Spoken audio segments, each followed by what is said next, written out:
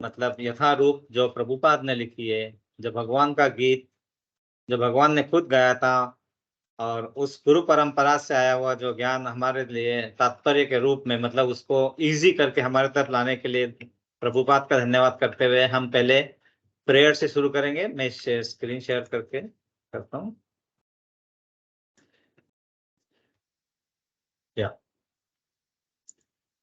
हम पहले प्रेयर से शुरू करेंगे। ओम अज्ञानतिमिरान्धस्य ज्ञानाञ्जनशलाकया चक्षुरुन्मीलितं येन तस्मै श्रीगुरुवे नमः। श्रीचैतन्यमनोभीष्टं स्थापितं येन भूतले स्वयं रूप कदा मह्यं ददाति स्वपदान्तिकम्। वन्देऽहं श्रीगुरुं श्रूयुतपदकमलं श्रीगुरून् वैष्णवांश्च श्रीरूपं साग्रजातं सहगण रघुनाथवितं सजीवम् साद्वैतं सावधूतं परिजनसहितं कृष्णचैतन्यदेवम् श्रीराधाकृष्णपादान् सहगण ललिता श्रीविशाखानि विद्वांस। हे कृष्ण करुणा सिंधु दीनबंधु जगतपते गोपेश गोपिका कांत राधा कांत नमस्तुते। तत्वकांचन गौरांगी राधे वृंदावनेश्वरी वृषभानुसुते देवी प्रणमामि हरिप्रिये। वाञ्छाकल्पतरुवृक्ष कृपा सिन्धुभय एव च पतितानां पावनेभ्यो वैष्णवेभ्यो नमो नमः। श्री कृष्ण चैतन्य प्रभु नित्यानंद श्री अद्वैत गदाधर श्रीवासादि गौर भक्तवृंद हरे कृष्णा कृष्ण कृष्ण हरे हरे हरे राम राम राम हरे हरे हरे कृष्णा कृष्ण कृष्ण हरे हरे हरे राम राम हरे हरे हरे कृष्णा कृष्ण कृष्ण हरे हरे हरे राम राम हरे हरे। हम जय पताका स्वामी महाराज का प्रणाम मंत्र बोलेंगे। नमो ओम विष्णुपदाय कृष्ण पृष्ठाय भूतले श्रीमते जया पताका स्वामिनैति नामिने नमाश्चर्यपदया निताय कृपा प्रदायिने गौरकथाधाम दया नगरागम तारिणे। प्रणाम मंत्र प्रभुपाद जी का बोलेंगे। नमो ओम विष्णुपादाय कृष्ण पृष्ठाय भूतले श्रीमते भक्ति वेदांत स्वामिनैति नामिने नमस्ते सारस्वते देवे गौरवाणी प्रचारिणे निर्विशेष शून्यवादी पाश्चात्य देश तारिणे। जय श्री कृष्ण चैतन्य प्रभु नित्यानंद श्री अद्वैत गदाधर शिवासादि गौर भक्तवृंद।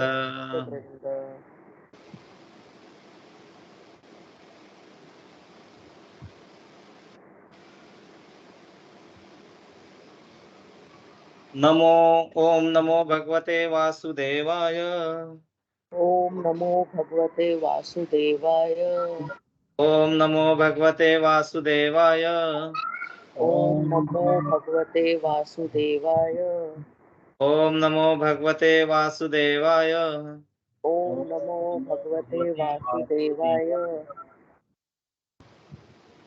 हरे कृष्णा। आप सभी का फिर एक बार स्वागत है।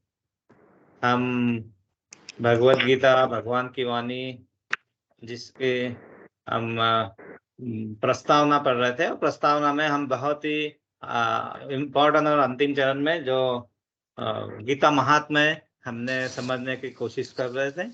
और आप सभी को मैं फिर से एक तहे दिल से धन्यवाद करता हूँ कि इसी कारण मुझे कुछ सीखने का, कुछ आगे बढ़ने का, साथ में आगे जाने का मौका मिलता है। तो ये बहुत ही अच्छा है, और ये हमें करने का सौभाग्य इजीली सभी को नहीं मिलता है, क्योंकि हमारे पास तो हम लिंक सभी को भेजते हैं, बहुत लोग आते हैं जाते हैं, लेकिन हमें उस दिन अगर हम सुनने का सौभाग्य मिला है, मतलब हमारे कुछ तो अच्छे कर्म है। इसीलिए ये करना होता है, मतलब करने को मिलता है।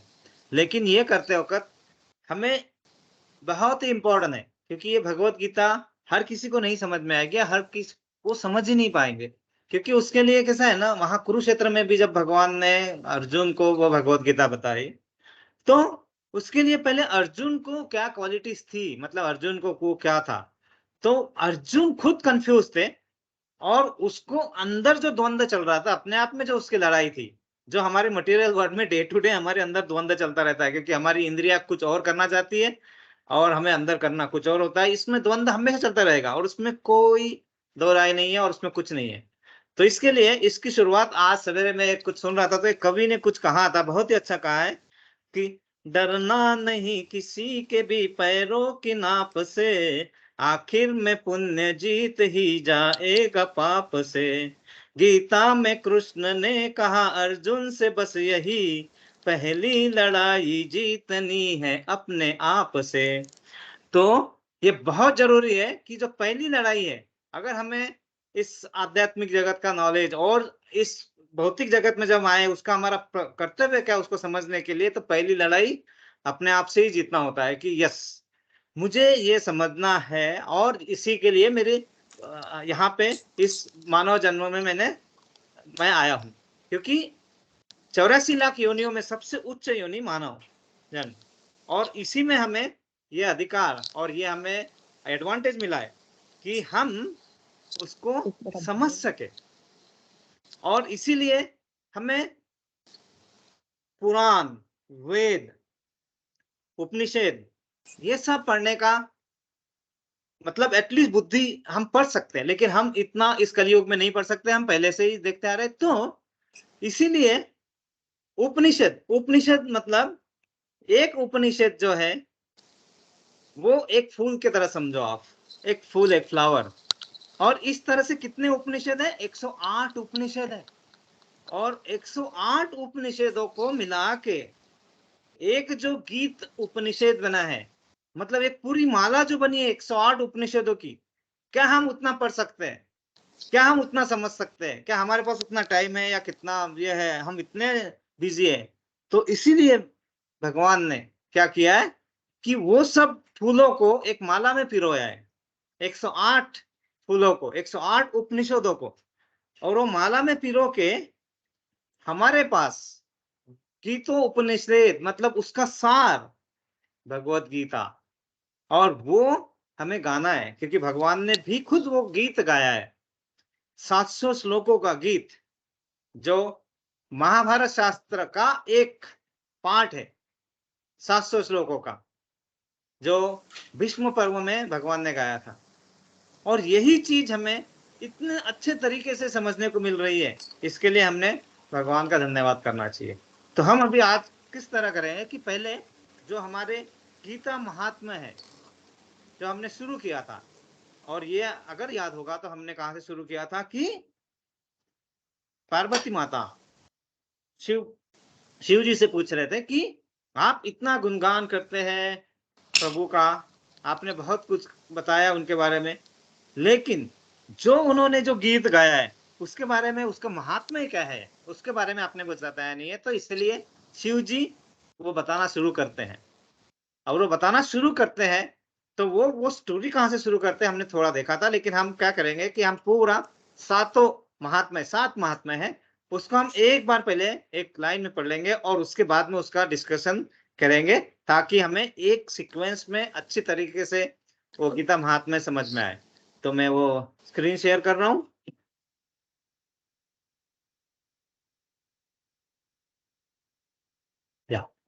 तो यहाँ पे गीता महात्म्य यहाँ से हम पढ़ सकते हैं, ये भगवत गीता, यही भगवत गीता का सार सर्वस्व यहाँ से सारांश से पढ़ना है। तो माता जी वो में से कोई पढ़ना शुरू कर सकते हैं? जी प्रभु जी, हरे पढ़ूं? हरे कृष्णा। हरे यस, कृष्ण। या सारांश यह है कि भागवत गीता दिव्य साहित्य है जिसको ध्यान पूर्वक पढ़ना चाहिए। गीता शास्त्र मिंद पुण्यम यह पठेत प्रायतः पुमान पुमान पुमान यदि पुमान यदि कोई भागवत गीता के उपदेशों का पालन करे तो वह जीवन के दुखों तथा चिंताओं से मुक्त हो सकता है। भय शोकादिवर्जित भय शोकादिवर्जित वर्जित। वह इस जीवन में सारे भय से मुक्त हो जाएगा और उसका जीवन अगला जीवन आध्यात्मिक होगा। गीता महात्म्य 9। नहीं, एक ये अन्य प्रिंटिंग मिस्टेक है, गीता महात्म्य 1 है ये, वन है, मराठी में वन, 1 हाँ ऐसा लिखते हैं, थोड़ा सा हाँ, उल्टा हो गया वो। हाँ, हिंदी ओके में। ओके। हाँ, 1। एक अन्य लाभ भी होता है। गीता अध्ययनशीलस्य प्राणायाम परस्य च नव सन्ति ही पापानि पूर्व जन्म कृतानि च। यदि कोई भगवत गीता को निष्ठा तथा गंभीरता के साथ पढ़ता है तो भगवान की कृपा से उसके सारे दुष्कर्मों के फल का उस पर कोई प्रभाव नहीं पड़ता। गीता महात्म्य 2। भगवत गीता के अंतिम अंश 18वां अध्याय 66वें श्लोक में जोर देकर कहते हैं। हरि बोल, हरि हरि बोल बोल। माता जी। कोई दूसरा कोई पढ़ेगा अभी? अच्छा, मोना पढ़ रहे, पढ़ो। हाँ, आपको इतना पढ़ना है। हाँ। सर्वधर्मान् परित्यज्य मामेकं शरणं व्रज अहं त्वा सर्वपापेभ्यो मोक्षयिष्यामि मा शुच। सब धर्मों को त्याग कर एकमात्र मेरी शरण में आओ, मैं तुम्हें समस्त पापों से मुक्त कर दूंगा, तुम डरो मत। इस प्रकार अपनी शरण में आए भक्त का पूरा उत्तरदायित्व भगवान अपने ऊपर ले लेते हैं और उसके समस्त पापों को क्षमा कर देते हैं। आगे। मलिने मोचनं पूषा जल स्नानं दिने दिने सकृत गीतामृत स्नानं संसार मलनाशनम। मनुष्य जल में स्नान करके नित्य अपने को स्वच्छ कर सकता है, लेकिन यदि कोई भगवत गीता रूपी पवित्र ग्रंथ गंगा जल में एक बार भी स्नान कर ले तो वह भौतिक जीवन भवसागर की मलिनता से सदा सदा के लिए मुक्त हो जाता है। गीता महात्मा की हरि बोल। हरि बोल। हाँ हाँ, और कोई पढ़ने के स्थिति में है? गीता महात्म्य 4। प्रभु जी मैं पढ़ती हूँ। हाँ, हरि बोल। यस माता जी। गीता सुगीता कर्तव्या किमन्यै शास्त्र विस्तरे या स्वयं पद्मनाभस्य मुख पद्मावनी स्मृता। चूंकि भगवत गीता भगवान के मुख से निकली है, अतएव किसी को अन्य वैदिक साहित्य पढ़ने की आवश्यकता नहीं रहती। उसे केवल भगवत गीता का ही ध्यानपूर्वक तथा मनोयोग से श्रवण तथा पठन करना चाहिए। वर्तमान युग में लोग सांसारिक कार्यों में इतने व्यस्त हैं कि उनके लिए समस्त वैदिक साहित्य का अध्ययन कर पाना संभव नहीं रह गया है, परंतु इसकी आवश्यकता भी नहीं है। केवल एक पुस्तक भगवत गीता ही पर्याप्त है, क्योंकि यह समस्त वैदिक प्रांतों का सार है और इसका प्रवचन भगवान ने किया है। गीता महात्म्य 4। हरि बोल। हरि बोल। हाँ, आगे और कोई पढ़ने के स्थिति में है? ओके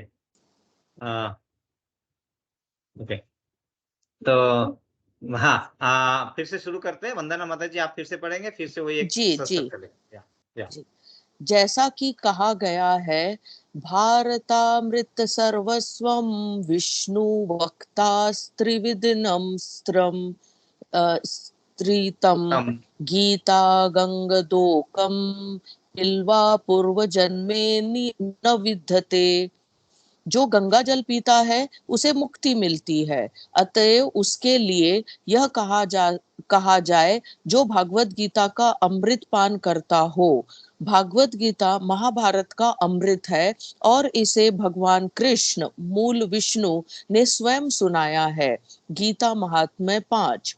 भागवत गीता भगवान के मुख से निकली है और गंगा भगवान के चरण कमलों से निकली है। निसंदेह भगवान के मुख से तथा चरणों में कोई अंतर नहीं है, लेकिन निष्पक्ष अध्ययन से हम पाएंगे कि भागवत गीता गंगा जल की अपेक्षा अधिक महत्वपूर्ण है। सर्वोपनिषदो गावो दुग्धा गोपाल नंदन, पार्थो वत्सः सुधीर भोक्ता दुग्ध गीतामृतम महत। हरि बोल। हरि बोल। यस मोना। यह गीतोपनिषद भगवत गीता जो समस्त उपनिषदों का सार है, गाय के तुल्य है और ग्वाल बाल के रूप में विख्यात भगवान कृष्ण इस गाय को दुह रहे हैं। अर्जुन बछड़े के समान है और सारे विद्वान तथा शुद्ध भक्त भगवत गीता के अमृतमय दूध का पान करने वाले हैं। गीता महात्म्य 6।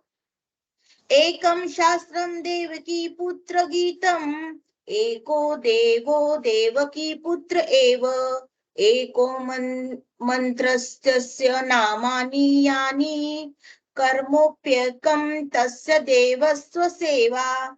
आज के युग में लोग एक शास्त्र, एक ईश्वर, एक धर्म तथा एक वृत्ति के लिए अत्यंत उत्सुक है। अतएव एकम शास्त्रम देवकी पुत्र गीतम, केवल एक शास्त्र भगवत गीता हो जो सारे विश्व के लिए हो।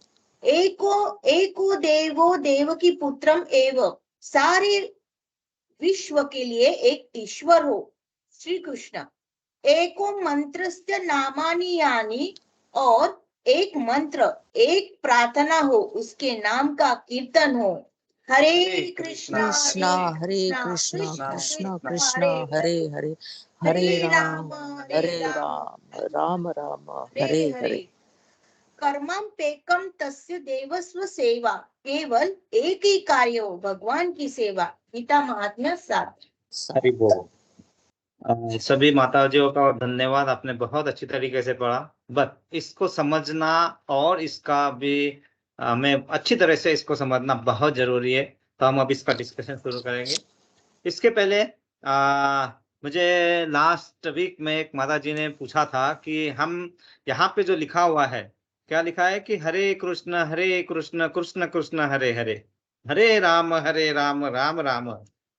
लेकिन हम पढ़ते वक्त हम कैसे पढ़ रहे थे? हरे कृष्णा कृष्णा कृष्णा हरे हरे, हरे राम राम राम हरे हरे। तो क्वेश्चन था कि कृष्ण या कृष्णा, जैसे राम को रामा ही बोलते हैं इंग्लिश में, है ना, कृष्ण को कृष्णा, तो क्या इंग्लिश के कारण ऐसा आया है? ये प्रश्न बहुत ही अच्छा प्रश्न था। तो उसका ऐसा था, तो उसका ये बताया था कि भगवान अपने में और अपने भक्तों में बिल्कुल भी भेदभाव नहीं करते। और द्रौपदी जो कृष्ण भगवान की भक्त थी, कृष्णा का उपनाम, और कृष्णा और कृष्ण दोनों के लिए भगवान मतलब उसमें कोई भेदभाव नहीं करते। इसीलिए हरे कृष्णा कृष्णा कृष्णा हरे हरे, हरे राम राम राम हरे हरे भी बिल्कुल ठीक है। और हरे कृष्ण कृष्ण कृष्ण हरे हरे, हरे राम राम राम हरे हरे। तो इसमें कोई नाम अपराध नहीं है, हम दोनों तरह से कर सकते हैं, क्योंकि भगवान खुद बोलते हैं कि मुझ में और मेरे भक्तों में कोई अंतर नहीं है। और जो भी भक्ति, बस इतना ही है, भक्ति मनोभाव से हो और उसमें कोई मतलब द्वेष, किसी से जलन, ईर्ष्या, ये भाव को अलग करके अगर हम करते हैं तो वो भक्ति और मैं बिल्कुल सेम है। अब हम आगे बढ़ते हैं, लेकिन इसके पहले कि हमें कितना विश्वास होना चाहिए, उसकी शुरुआत पहले हम ये महात्म्य समझने के पहले ये शुरुआत करना बहुत जरूरी है कि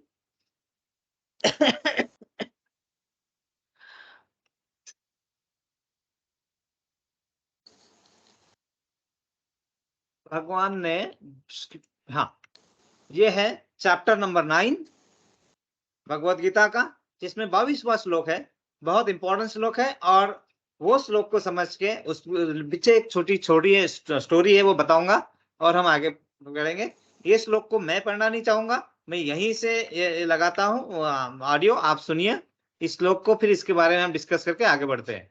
हाँ, अनन्याश्चिन्तयन्तो माम् ये जना पर्युपासते तेषां नित्याभियुक्तानां योगक्षेमं वहाम्यहम्। आप सभी को सुनाई आया था? जी प्रभु जी। तो इसका अर्थ क्या है? किंतु जो लोग सदैव मेरे बारे में सोचते हैं और मेरी अनन्य भक्ति में लीन रहते हैं एवं जिनका मन सदैव मुझ में तल्लीन रहता है, उनकी जो आवश्यकताएं होती है मैं उन्हें पूरा करता हूं और जो कुछ उनके स्वामित्व में होता है उनकी रक्षा करता हूं। मतलब उसके हम भौतिक जगत में स्वामित्व मतलब हम अपने आप में स्वामित्व मतलब मेरा घर, मेरा ये वो जो भी स्वामित्व हम समझते हैं उनकी भी रक्षा मैं करता हूं। तो एक ब्राह्मण थे जो अनन्य भक्ति भाव से तो पूजा तो करते थे, सब कुछ करते थे और रोज श्लोक भी पढ़ते थे। जब ये श्लोक पे वो पहुंचे तो उन्हें लगा कि ऐसे कैसे हो सकता है, भगवान स्वयं कैसे आ सकते हैं यहाँ पे रक्षा करने के लिए। तो यहाँ पे उन्होंने क्या किया, उस लाइन को अंडरलाइन कर लिया और कि मैं स्वयं यहाँ आता हूँ और मैं यह कामनाओं आपकी इच्छाओं की पूर्ति करता हूँ। तो उन्होंने क्या किया, वो जो लाइन लिखी हुई थी वहां पे वो लाइन को उन्होंने अंडरलाइन कर दिया रेड इससे कि नहीं इसको मैं सुधारूंगा, क्योंकि उन्होंने बहुत कुछ उसके बारे में स्टडी किया था, वो बहुत उच्च भक्त थे और सहते। तो उन्होंने वाक्य को, उस सेंटेंस को लाल लाइन लगा के काट करके रख दिया। ओके। और वो जो थे वो ब्राह्मण, गरीब ब्राह्मण, उनको माया इससे कोई लोभ नहीं था, तो वो भिक्षा मांग के ही अपना रोज का कार्य मतलब खाना पीना जो भी है जो उससे उसी से चलता था। तो वो ये काट के वो बाहर निकले, उस दिन वो भिक्षा लेने गए। तो वो भिक्षा लेने जब गए तो जहां जहां वहां गए कहीं ना कहीं कुछ कारण था, किसी घर में किसी की मृत्यु हो गई है, किसी घर में कोई शोक है, किसी घर में उस समय देने वाला कोई नहीं था या कुछ नहीं था। इसी तरह वो हर जगह हर घर गए और हताश होकर उन्हें कहीं से कुछ नहीं मिली भिक्षा उस दिन, और हताश होकर घर वापस आने लगे, घर वापस आ गए।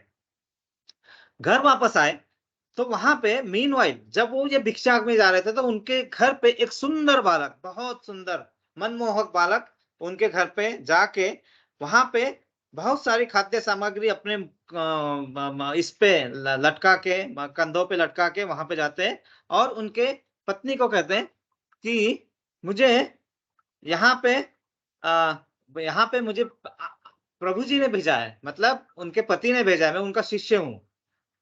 और ये माता जी परेशान हो जाती है कि मुझे तो ऐसा पता नहीं था कि इनके शिष्य कौन है और ऐसे ऐसे सुंदर बालक इनके शिष्य ये नहीं है। तो बोले आपको, वो बालक बोलते हैं कि क्या आपको उस पर विश्वास नहीं हो रहा, ये देखो ये मैं यहाँ जल्दी नहीं आ रहा था इसलिए इन्होंने मुझे पीठ पे मार मार के यहाँ बहुत जोश के भेजा हुआ है, देखो मैं पीठ पे यहाँ पे निशान है, यहाँ पे कुछ है, क्योंकि मैं लेट हो रहा था यहाँ पे होने के लिए। तो पत्नी सोचती है मेरे पति इतने निर्दयी कब से हो गए, मतलब ये निर्दयता कहाँ से आ गई उनको। तो वो वेट करते रहते कि पति घर में आए, और पति जब घर पे आते हैं तो वो देखते हैं कि ये सब क्या है, ये मतलब ये जो देख रहे हैं अन्न धान्य वहां पे था वो सब। तो वो पत्नी कहती है उस बालक को, उस पति आने के पहले कि बालक तुम्हें बहुत कष्ट हो रहा है तो तुम यहाँ पे रुको, मैं खाना बनाती हूँ और प्रसादम आप भी लेके जाओ यहाँ पे। तो इसी तरह उसको एक रूम में बैठा देते हैं और फिर उनके पति घर पे आते हैं तो वो तब देखते हैं कि ये सब क्या है। तो पत्नी तो सबसे पहले पूछते हैं कि आप इतने निर्दयी कैसे हो गए कि किसी एक बालक को, वो आपका शिष्य कहता है, और उस बालक को आप इतने तरह से कैसे मार सकते हैं, है ना। तो बोले नहीं मैंने तो किसी बालक को मारा नहीं और मेरा कोई शिष्य नहीं है, ऐसे नहीं है। तो तब तक मीनवाइल उन्होंने भोजन बना लिया होता है और वो भोजन को प्रसादम बना के, प्रसादम कब होता है जब हम भगवान को अर्पण करते हैं और उनके जो श्लोक है वहां पे बोल के भगवान को प्रार्थना करते हैं कि आप इसको ग्रहण कीजिए ताकि ये प्रसाद में कन्वर्ट हो जाए और हमारा जो शरीर को व्याधि होती है खाने से वो व्याधियां न हो, ये होता है प्रसादम का। तो वो प्रसादम वो देने जाते हैं तो वहां देखते हैं कि वो बालक उस रूम में नहीं है, और वो बालक उस रूम में नहीं है। तो ये इनको अचानक ध्यान आता है कि कुछ ना कुछ तो मुझसे आज गलती हुई है, क्योंकि ये बहुत बहुत ही अच्छे भक्त थे। ये भगवत गीता को खोलते हैं और उन्होंने जो अंडरलाइन की हुई लाइन थी वो रेड लाइन वो देखते हैं, और वो देखते हैं कि वो लाइन, रेड लाइन जो था वो गायब हो चुका है, वो रेड लाइन गायब हो चुका है और वहां पे एज इट इज जैसा था वैसे ही आ गया है, वो निशान सब चले गए, तब उन्हें लगता है कि यस, मतलब जो भगवान कहते हैं, अगर तुम्हारी भक्ति सही हो और तुम्हारा मन भाव से लगा हो, तो जो भी है उसे हमें एक्सेप्ट करके उसको आगे बढ़ना चाहिए। मतलब हमें मन में शंका नहीं होनी चाहिए। अगर शंका है तो ठीक है ना, इतने सारे लोग हैं यहाँ पे, इतने सारे हैं, उनको अगर मन में शंका है, अगर हमारे मन में भी शंका है, तो हम इसको गुह्य ज्ञान, मतलब इसको secret knowledge, most confidential knowledge कहा जाता है, ये नहीं समझ में आता है हर किसी को नहीं, क्योंकि हर कोई उतने भाग्यशाली नहीं। भाग्यशाली अगर बने हैं तो फिर उतने सरेंडर, मतलब उनमें वो स्वभाव वैसा गुण नहीं है, और स्वभाव गुण है तो उसपे माया प्रभाव ज्यादा है, मतलब धीरे धीरे भी क्यों ना हो वो अपनी इंद्रियों पे कंट्रोल करना नहीं पा रहे, और वो नहीं कर पा रहे क्योंकि हम इसमें माया जगत में है, तो हम ऐसे नहीं कर पाएंगे, क्योंकि हमारा मन कुछ खाने को करेगा ही, हमारा हाथ से कुछ करना है, कुछ ये सब होगा इंद्रिय तृप्ति के लिए, तो हम जी रहे हैं, है ना। तो खाने के लिए जीते हैं या जीने के लिए खाते हैं, ये फर्क होता है। तो बहुत सारे लोग हम खाने के लिए जीते हैं और बहुत सारे जीने के लिए भी खाते हैं, बट इसमें कोई अल्टरनेट नहीं है हमारे पास, तो हम ये करते ही है। लेकिन यह करते वक्त अगर हम ये समझ जाए कि करता कराता सब परमेश्वर है, और हम जो कर रहे हैं यहाँ पे अपना कर्तव्य निभा रहे हैं, कहीं ऐसा नहीं बोला है कि आपको अपने ऑफिस में ड्यूटी नहीं करना है, बिल्कुल करना है। आपको आगे नहीं बढ़ना है, मतलब किसी के घर वालों के लिए सेवा नहीं करना है, वो करना, एक्चुअली सनातन धर्म मतलब सेवा करना ही है, तो वो करना जरूरी है। तो इसीलिए सबसे मन में भाव क्या होना चाहिए, कोई शंका न रहे, तो ही हम समझ सकते हैं। तो ये इस श्लोक का अर्थ है। तभी हम, अगर शंका रहेंगे तो मन, हम समझ ही नहीं पाएंगे गीता महात्म्य को। तो इसीलिए हम गीता महात्म्य को हम समझने के लिए आगे बढ़ते हैं अभी। तो लास्ट टाइम हमने पढ़ा था गीता महात्म्य 1 और 2। तो फर्स्ट गीता महात्म्य का पहला श्लोक था, गीतम शास्त्रम इदम पुण्यम य प्रत्येत प्रयत पुनाम विष्णु पद्मापनोति भय शोकादि वर्जितः। मतलब जो मनुष्य शुद्ध चित्त होकर प्रेम पूर्वक इस पवित्र गीता शास्त्र का पाठ करता है, या ये जो पढ़ता है, वह भय और शोक आदि से रहित होकर विष्णु धाम को प्राप्त करता है। अब इसको ये समझना बहुत जरूरी है कि ये श्लोक का हमने लास्ट टाइम पढ़ा था, लेकिन इसको थोड़ा और आगे बढ़ते हैं। तो हमारे पास दिमाग, हम दिमाग से जो करते हैं, दिमाग से समझना, और हमारे हार्ट से, हृदय से एक्सेप्ट करना, इसमें बहुत डिफरेंस होता है। तो हमें दिमाग से समझना मतलब हमारा क्या हुआ, वी आर रीडिंग, लेकिन हमें रीड नहीं करना है, हमें स्टडी करना है। स्टडी का मतलब होता है अध्ययन करना। और हमें कैसे पढ़ना है इसको, इसको पढ़ना है हरि का पाठ बोल के। लेकिन हम कैसे पढ़ते हैं, हैरी पॉटर जैसे पढ़ते हैं, हैरी पॉटर जैसा, मतलब उसको पढ़ना, हाँ एक श्लोक पढ़ लिया, 2 श्लोक पढ़ लिए, 3 श्लोक पढ़ लिए, वाह ठीक है, लेकिन वो अंदर गए आपके, क्या आपके इसमें उसका कुछ फर्क पड़ा, कुछ इम्प्लीमेंटेशन में आ रहा है धीरे धीरे, या कुछ समझ में आ रहा है। तो दिमाग से पढ़ना रीडिंग, हृदय से पढ़ना उसमें एक्सेप्ट करना, उसके लिए वो क्वालिटी चाहिए। क्योंकि ये जो है ना, जो पुराणों में लिखा गया, जो वेद वेद जो है, this is called manifestation from the breathing of Mahavishnu, मतलब वो वहां से प्रकट हुए ब्रीदिंग से।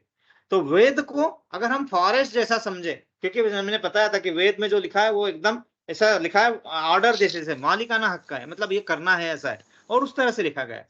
लेकिन उपनिषदों को, जैसे मैंने बताया फ्लावर, उपनिषदों को फ्लावर से समझे, और एक एक उपनिषद एक एक फूल रहेगा, और उससे जो माला बनी है, जो 108 उपनिषद है, और तो मतलब सब इसका सार, उपनिषदों का सार एक जगह है, एक जगह जो है भगवत गीता में, और इसको कहते हैं गीतोपनिषद।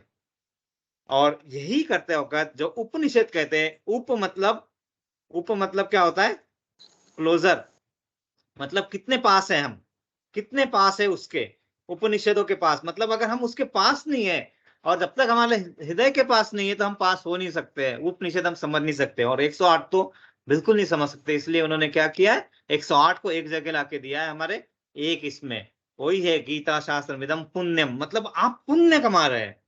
तो पुण्य कमाने के लिए हमारे पास क्या क्या क्वालिटीज होनी चाहिए। हर किसी को पुण्य नहीं मिल पाएगा, क्वालिटीज होती है। हर चीज को लेने के लिए हमारे पास अगर वो क्वालिटी है तो हम उसका जरूर, हमें उसका पुण्य मिलेगा, और उसमें हमें कोई रोक नहीं सकता है। जैसे हम एकादशी का उपवास करते हैं, आपका बहुत लोग कहते हैं कि जिन्हें मेडिकल कारणों से हम उपवास नहीं कर सकते तो क्या मुझे वो पुण्य नहीं मिलेगा। भगवान खुद कहते हैं, अभी मैंने उप का मतलब होता है क्लोजर, पास जाना।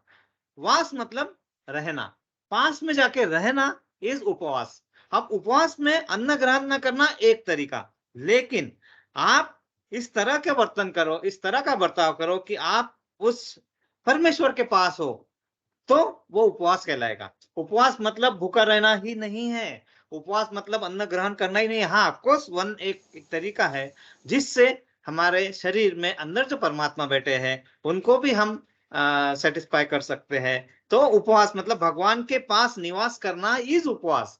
तो अगर कोई किसी कारणवश, किसी मेडिकल इसके कारण या शरीर हमारा नहीं साथ देता है और हम एकादशी का उपवास नहीं कर पाते सपोज, तो आपको ये समझना चाहिए कि उसका एक्चुअल मीनिंग है कि पास में निवास करना है। तो सिर्फ अन्न और जल ना लेके भगवान का उपवास करना, इससे दूसरा भी ये तरीका है कि अगर हम नहीं कर पा रहे तो हम इस तरह कर सकते हैं। उसी तरह उपनिषेध है, पास बैठेंगे तो ही गुप्त ज्ञान को सुनेंगे। तो उपनिषद मतलब पास बैठो और गुप्त ज्ञान को सुनो। ऐसा नहीं है कि उसे सिर्फ पढ़ लिया, मतलब उसका सिर्फ रीडिंग कर लिया, उसका स्टडी नहीं किया। रीडिंग, पढ़ना, स्टडी, अध्ययन करना। तो उसका अध्ययन करना है तो हमें जरूरी ये समझना चाहिए कि हमें उस भाव में होना जरूरी है, नहीं तो हम सिर्फ उसको रीड कर पाएंगे। और ये यही नहीं, इसका बहुत जगह उल्लेख हुआ है। एक ये भजम गोविंदम एक श्लोक है, उसमें श्लोक नंबर 27 है। गेयम गीता नाम शास्त्रम देयम श्रीपति रूपम जसम जसम जसम नेयम सज्जन संगे संगे चित्तम देयम दीन जनाय च वित्तम। मतलब यहाँ पे क्या कहा कि पहला गेयम गीता नाम शास्त्रम। गेयम गीता, गेयम का मतलब है आप गीत गाओ। मतलब आपको अगर फुलफिलमेंट चाहिए कंप्लीट, आपको पूरा पूर्ण पूर्ण सेटिस्फेक्शन चाहिए, पूरा सेटिस्फेक्शन चाहिए, पूर्ति चाहिए ज्ञान की, और आपको इटर्नल मतलब अनएंडिंग हैप्पीनेस, मतलब शाश्वत कभी न खत्म वाला आनंद चाहिए अगर आपको, तो इसको पाने के लिए हमें 3 चीजें करना है। यहाँ लिखा है गेयम गीता। गेयम गीता मतलब गीता मतलब गीत जो भगवान ने गाया है वो आप गाओ। मतलब क्यों गाओ? क्योंकि भगवान ने भी वो गीत ही है, 700 श्लोकों में भगवान ने वो गीत गाया है। तो वो गीत जो कृष्ण ने गाया है वो गाइए। और ये गीत देखिए, जो वेद क्या थे अभी हमने बताया, हमने समझा। Manifesting form breathing up Mahavishnu, मतलब वो महाविष्णु के श्वासोश्वास से जो प्रकट हो गए थे वो वेदों में लिखा गया था। लेकिन इससे भी ज्यादा, वो तो समझना बहुत इंपॉर्टेंट है, लेकिन इससे भी ज्यादा आप सोचिए, जो भगवान का गिफ्ट, जो खुद भगवान के ओठों से आया है, जो उनके लिप्स से आया हुआ है, अगर वो हम ग्रहण कर पा रहे हैं, अगर वो हम पी ले रहे हैं, अगर हम पी पे रहे, देखो पीना पढ़ना, तो अगर हम उसको पी ले रहे हैं तो इससे ज्यादा क्या होगा? वो भगवान का गीत है जो भगवान ने स्वयं गाया है, जो स्वयं भगवान के ओठों से आया, कोई मुख से आया है। तो इसीलिए इसको सर्वोच्च ज्ञान, सर्वोच्च ज्ञान हर इसका कहा गया है। और इसीलिए पहला है गीत, गेयम गीतम, गेयम मतलब गीत गाओ। नाम सहस्त्रम, नाम सहस्त्रम मतलब सहस्त्र हजारों बार नाम लेना भगवान का। अब जब इतना आता है कि इतने बार हम क्या कर रहे हैं, तो यहाँ पे आता है कि 1000, जब आप 16 माला जप करते हैं तो 16 माला का जप मतलब कितने उसका काउंट होता है, किसी को पता है? 1728, 1728 नाउन, मतलब आपका उतना नाम हो जाता है वो। तो this is the second. But अगर हम नहीं करते, नहीं हो पा रहा है, तो नो प्रॉब्लम, हमें कॉन्शियस, मतलब जो कर रहे हैं हम किसके लिए कर रहे हैं, तो सेवा करने के लिए कर रहे हैं, वो भी भाव मन में आया। लेकिन अगर आप 16 राउंड काउंट करते हैं तो आपका ये भी कंप्लीट हो जाता है कि विष्णु के 1000 नामों, 1000 नाम, तो 1000 बार नाम आपका ऑलरेडी उसमें कवर हो जाता है। और आखिरी में क्या लिखा है? ध्येयम श्रीपति रूपम, रूप रूपम जसम जसरम, मतलब आपको श्रीपति को अपने आंखों से दर्शन, मतलब आंखों से दर्शन इस तरह लो कि आप वो दर्शन सिर्फ ले नहीं रहे, दर्शन को पी रहे हैं, मतलब वो पूरे अंदर अंदर आपके जा रहा है।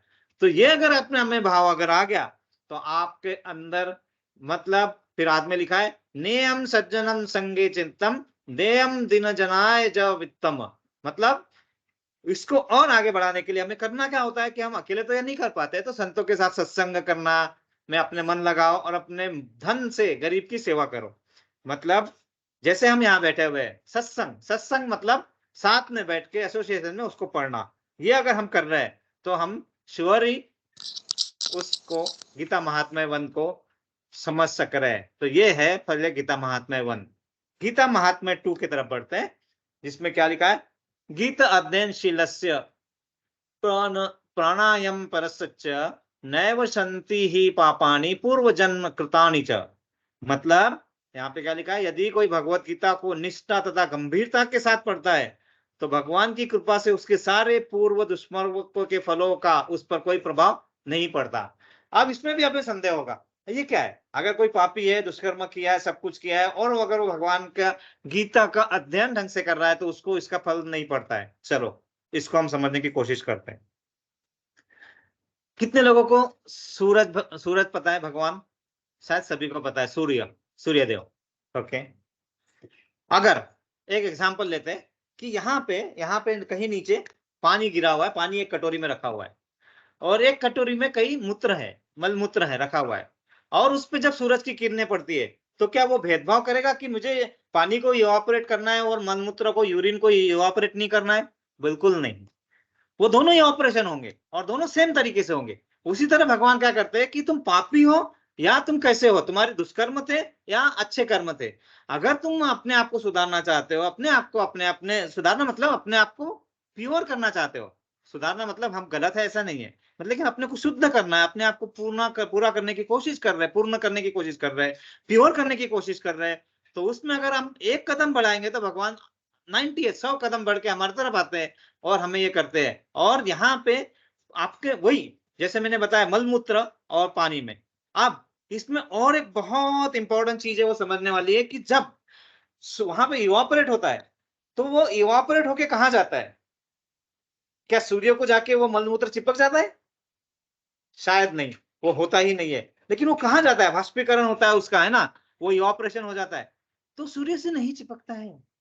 तो ये बहुत जरूरी है। भगवान जब हमें इससे बाहर निकालते हैं तो वो नहीं है कि वो पीड़ा भगवान को होती है, वो भी नहीं है, वही तो सबसे इंपॉर्टेंट चीज है। मतलब हमें शुद्धता जो है, हमारी शुद्धता तो होती है, और वो शुद्धता कहाँ से होगी? यहाँ पे क्या लिखा है, भगवत गीता का अध्ययन करने से।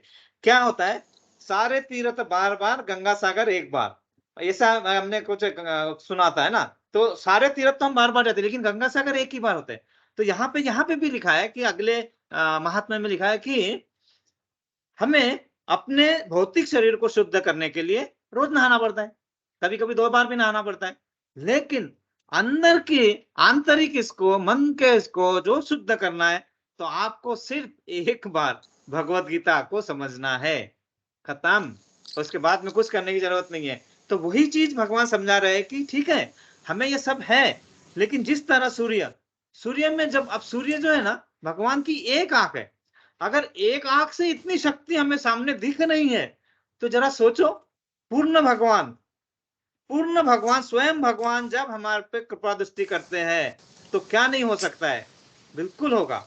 इसलिए हमारे मन में विश्वास होना चाहिए, और ये है। तो ये जब अगर मन में विश्वास आता है तो जिस तरह भगवान सभी का उद्धार करते, जिस तरह सूर्य ने उस मलमूत्र और पानी में भेदभाव न करके ऑपरेशन किया, और उसकी गंदगी को सूर्य के ऊपर भी नहीं जाती है ना, तो इतनी शक्ति सूर्य में है, तो भगवान में तो आप समझ लीजिए कि, है ना, जो इसके सबके रचयिता है, और सूर्य एक है, एक गैलेक्सी का एक सूर्य है, ऐसे कितने सूर्य है और हमें कुछ उसका पता भी नहीं है, और ये सबका उद्गम कहाँ से होता है ये भी है। तो ये भगवान सब बता रहे हैं, तो हमें ये समझ में आना चाहिए कि हमें अगर शुद्ध होना है तो हमें पहले शंका को अलग करना है।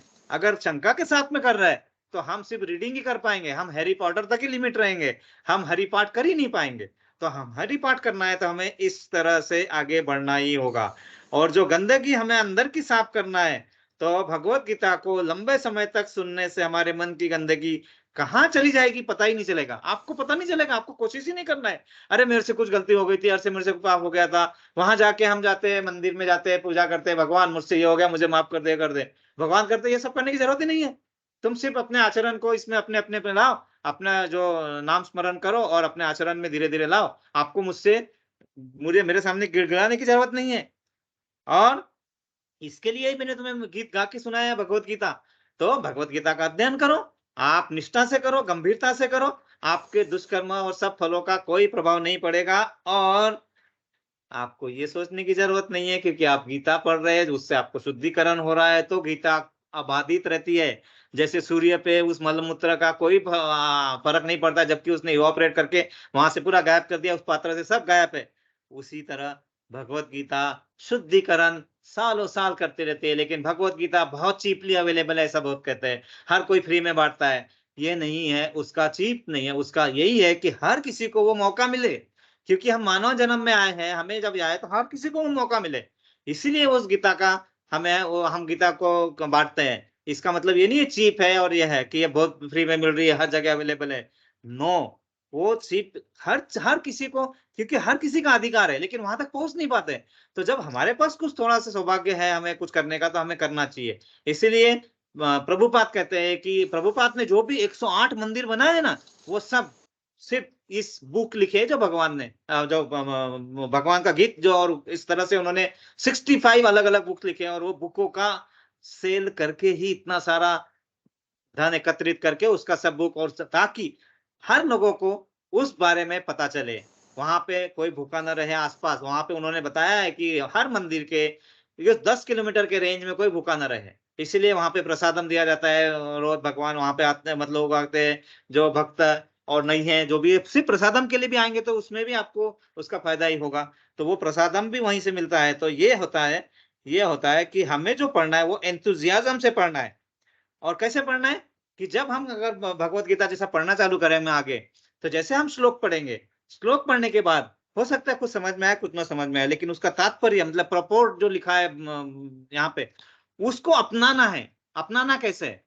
तो जैसे आपने एक लिया और पढ़ लिया, लेकिन अगर आपको किसी ने लेटर लिखा है, तो हम क्या करते हैं, अरे ये मेरा है, इस माय पर्सनल।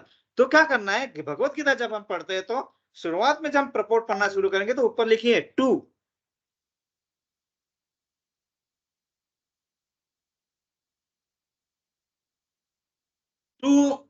अपना नाम लिखिए वहां पे, और मतलब किसका, या फिर वो जो लेटर हमें मिला हुआ है या मैंने लिखा हुआ है, और नीचे में जब उसका परपोर्ट खत्म होता है तो लिखना चाहिए आपका कृपाभिलाषी, योर सिंसियरली। अपने आप वो आपके पत्र बन जाएंगे और आप उसको पढ़ेंगे। और आप सोचिए, जो भगवत गीता में 700 श्लोक लिखे, ऐसे आपको 700 पत्र पाएंगे। तो आप 700 पत्रों को पर्सनलाइज करके जब पढ़ना चाहेंगे, तो आपको प्रसाद क्यों नहीं मिलेगा? आप उसमें से शुद्ध क्यों नहीं होंगे? तो वो चीज चाहिए, वो समझ हमें लाना है कि नहीं नहीं, इसे हमें रीडिंग नहीं करना है, हमें इसका अध्ययन करना है, इसकी स्टडी करना है। और वो जब भाव मन में आ जाएगा, तो फिर हमें कोई कठिनाई नहीं होगी। ये नहीं कहना है कि यह शास्त्र है और मैं, शास्त्र और मैं हम साथ में जा रहे हैं, नहीं।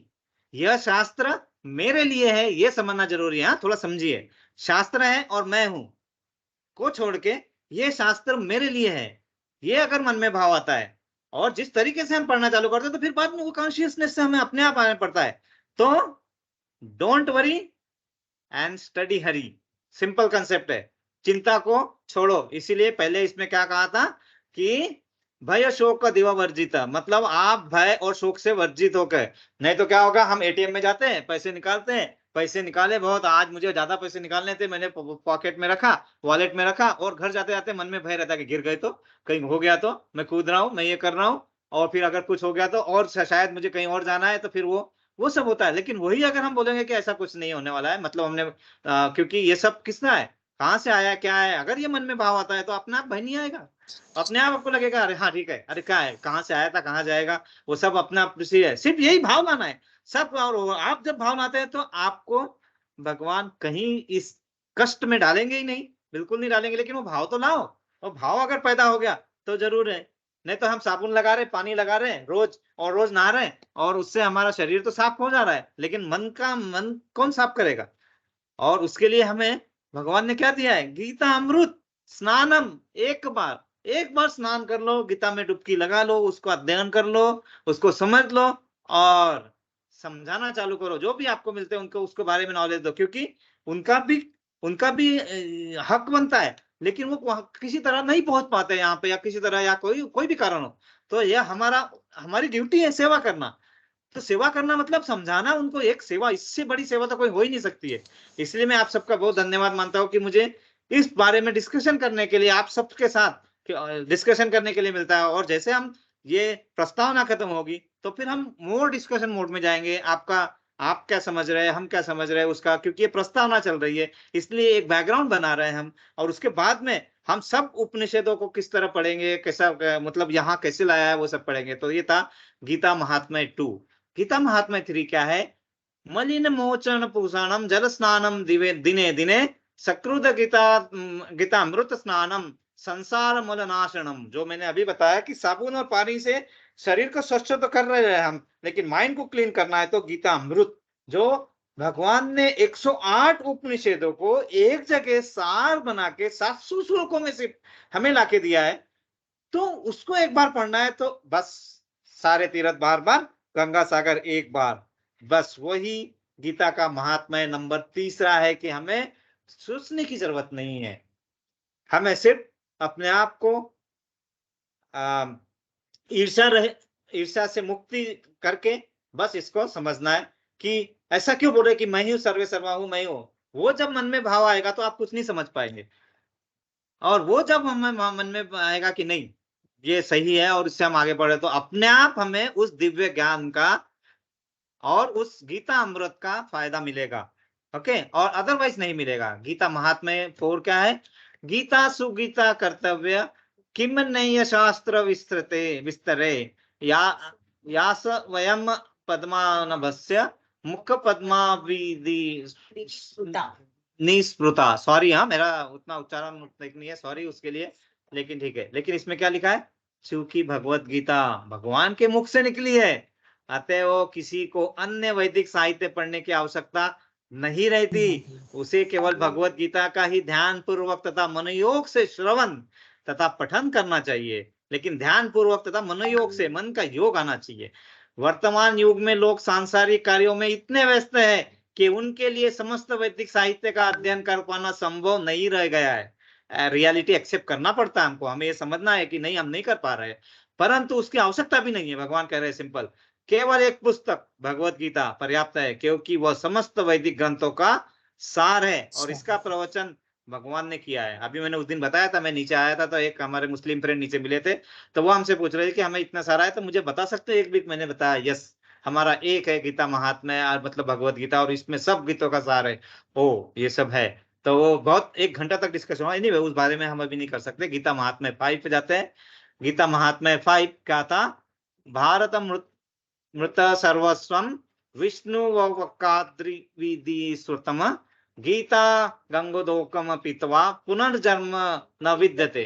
मतलब जो गंगा जल पीता है उसे मुक्ति मिलती है, हमने मालूम है। लेकिन एक आपको पता है, मानो तो मैं गंगा माँ हूं, ना मानो तो बहता पानी। आपको आपने सुना होगा है ना, अगर मानोगे तो वो गंगा माँ है और नहीं मानोगे तो पानी तो है, वो पानी बह रहा है। वही है, हमारे मानने पे है, हमें किस तरह भक्ति में, मतलब हम किस तरह हम अपने आप को उस इसमें लेके आते हैं। तो उसका फायदा, मनुष्य जन्म का फायदा तभी मिल पाएगा जब हम उसको उस लेवल पे समझने के लिए अपने आप को तैयार करेंगे। तो वही लिखा है, जो गंगा जल पीता है उसे मुक्ति मिलती है।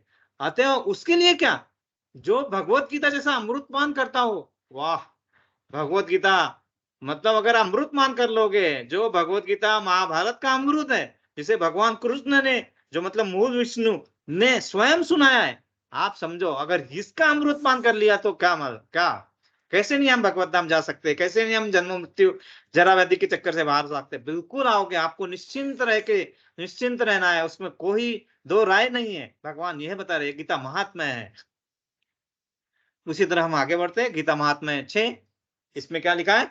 सर्व उपनिषदो गावो दुग्धा गोपाल नंदन पार्थो वत्स सुधीर भोक्ता दुग्ध गीता अमृतम महत। बहुत इंपॉर्टेंट श्लोक है, बहुत इंपॉर्टेंट श्लोक है। इसमें क्या बोला है?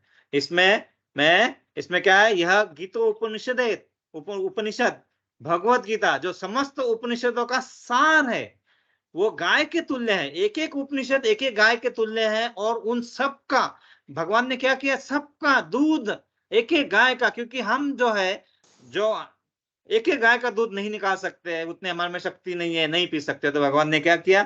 सब उपनिषदों का सार मतलब दूध निकाल के, सब गाय का दूध निकाल के एक इसमें परिवर्तित करके आपके सामने रखा है। और मतलब उसको दोहने वाले क्या है? भगवान है। मैं पहले पढ़ लेता हूं, है ना। तो ग्वाल बाल के रूप में जो गाय के तुल्य है, और ग्वाल बाल के रूप में विख्यात भगवान कृष्ण इस गाय को दूर है, और अर्जुन बछड़े के समान है, और सारे विद्वान तथा शुद्ध भक्त भगवत गीता के अमृतमय दूध का पान कर रहे हैं। अगर आप ये देखेंगे तो आपको समझ में आएगा कि यहाँ पे जो गीता महात्म्य बता रहे हैं, तो ये जो 108 गायों का दूध निचोड़ के एक गाय में लाके भगवान ने दिया है, और आपको क्या बनना है? अर्जुन की तरह बन के उस गीत का उसका अमृत पान पीना है। और क्या चाहिए हमें?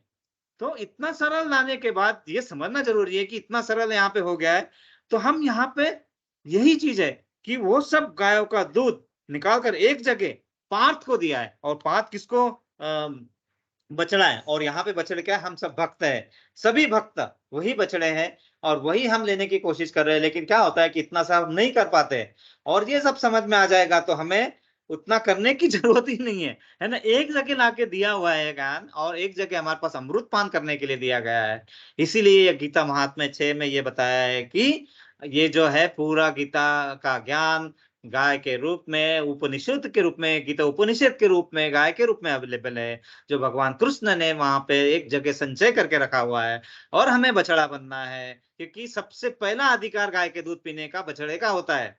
ये नहीं सोचोगे कि गाय का दूध आएगा मैं खरीद लूंगा। हम वही करते हैं कि खरीद लूंगा, गाय के बोतल में आ जाता है, हम वो पीना चाहते हैं। प्रॉब्लम हमारा वहां आता है, हम वहां पे झुक के बछड़ा बनना ही नहीं चाहते।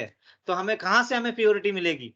हमें तो वही वायरस मिला हुआ दूध आएगा, क्योंकि वहां तो वो बेचने वाला ही करेगा, वो मिलावट आएगा ही। हमें वो है, हमें वो आदत पड़ चुकी है। हमें उस आदत से बाहर आके इस अमृत तुल्य दूध अगाकर प्राशन करना है। तो हमें भक्त, या फिर हमें हरिनाम, या फिर इतने सारे मंत्र को हम नहीं बोल सकते, क्योंकि बहुत सारे मंत्र है। दुर्गा देवी मंत्र है, शिव स्तोत्र है, गणपति बापा मंत्र है, शनि मंत्र है, कितने मंत्र है। क्या हम इतने मंत्र को याद करके बोल सकते हैं? तो भगवान ने कहा कि इस कलयुग में नहीं। तो करना क्या है? अरे सिर्फ एक महामंत्र को बोलो। क्या है महामंत्र? हरे हरे कृष्णा कृष्णा कृष्णा हरे कृष्णा कृष्णा कृष्णा कृष्णा हरे कृष्णा हरे, हरे हरे, हरे हरे राम राम हरे राम राम राम राम हरे राम हरे। हरे हरे। इसीलिए आप सब कनेक्टेड हैं? आवाज यस चल रही है प्रभु जी। मेरी? हाँ प्रभु जी। हाँ प्रभु जी। कोई माता जी कंफर्म, या फिर कोई प्रभु जी कंफर्म करेंगे मेरी आवाज आ रही है? हाँ प्रभु जी, हाँ आपकी प्रभु आवाज जी, आ रही आपकी है। आवाज आ रही है। बस आ रही है प्रभु जी।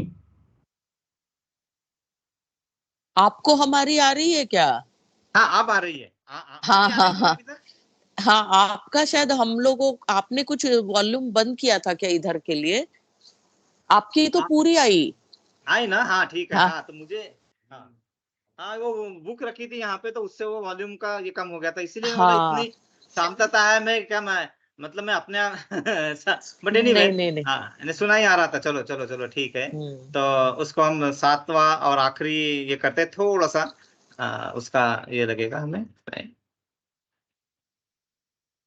अरे वो कहाँ गया? हाँ तो गीता महात्म्य नंबर 7 क्या है? एकम शास्त्रम शास्त्र देवकी पुत्र गीतम, पुत्र गीतम। एको देवो देवकी पुत्र एवं, एको मंत्र मंत्र तस्य नामनि यानि कर्माप्य कंतस्य देवस्य सेवा।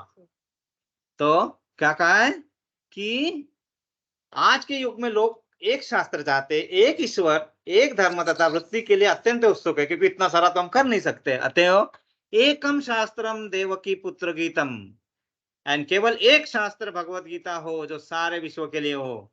एको देवो देवकी पुत्रम, एक सारे विश्व के लिए एक ईश्वरो श्री कृष्ण, एको मंत्र तस्य नामनी आनी, और एक मंत्र एक प्रार्थना हो जो उनके नाम का कीर्तन, हरे कृष्णा कृष्णा हरे हरे कृष्णा कृष्णा कृष्णा कृष्णा कृष्णा कृष्णा हरे हरे हरे, हरे, हरे हरे राम राम हरे हरे राम राम राम राम राम राम हरे। हरे हरे। और हमारा एक ही कर्तव्य हो, कर्माप्ययं कमं तस्य देवस्य सेवा, और केवल एक ही कार्य हो, भगवान की सेवा।